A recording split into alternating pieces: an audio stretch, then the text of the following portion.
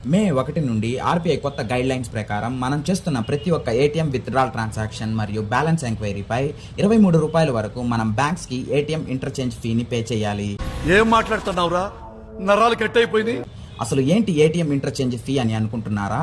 Banks తమ కస్టమర్స్కి వేరొక బ్యాంక్ ఏటీఎంలో మనీ విత్డ్రాల్ మరియు బ్యాలెన్స్ ఎంక్వైరీకి వెసులుబాటు కల్పించినందుకు గాను మన బ్యాంక్ వేరే ఒక బ్యాంక్కి పే చేసే ఫీనే ఈ ఏటీఎం ఇంటర్చేంజ్ ఫీ.